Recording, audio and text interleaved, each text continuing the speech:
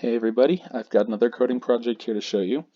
So it's been going for a bit while I started this recording, but basically what this is it's a line generator, and you can see it kind of makes some like mountainscape things, and it's completely random. And it just has these three different heights, it's this one, this one, this one, and then randomly jumps between them. So I'll show you the code in a second, but for a second we're gonna just reload this and start over. So you can see it started in the middle, goes down, stays there, jumps up for a bit, jumps back up, get kind of this zigzag thing going. Really enjoys zigzagging from top to bottom. Eventually it should go to the middle.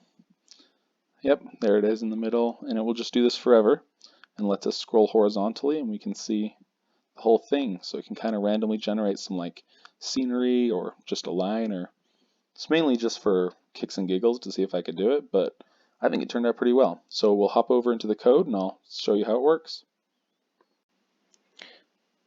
Alright, so here we are in the code. And this one has a little bit more text than some of my other projects, and that's mainly because we actually have to create a different object for each individual line.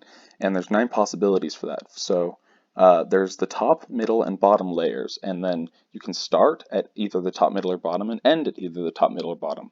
So that gives us a total of 9 different objects. So I had to define each of those individually. So we've got the top, top middle, top bottom, middle top, middle middle, middle bottom, bottom top, bottom middle, and bottom bottom. So those are all defined up here in the CSS. And then I've got a tiny amount of HTML just for the holding container. And then here in the JavaScript, we have a couple of variables being set up. And we can start with a random 1, 2, or 3. 1 represents the top, 2 represents the bottom, and 2 represents the middle, and 3 represents the bottom. And then we have a random finish.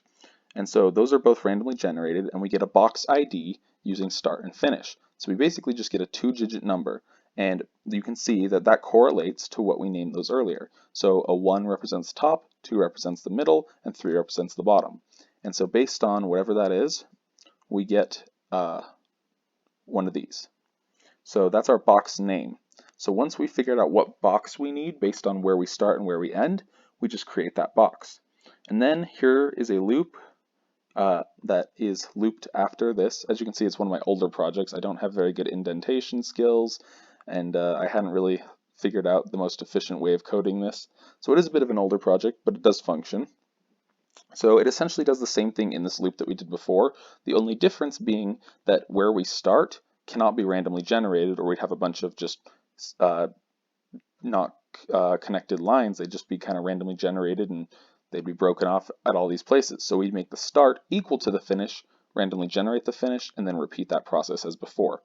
Then I have this longness variable that's basically just the length of the container holding it, and then we just add the box that we've generated to this variable named add and display add onto the page, which should have all those lines in it. And so that's kind of how it works. So thanks for watching, and if you like more projects like these, check out my channel for some more coding projects.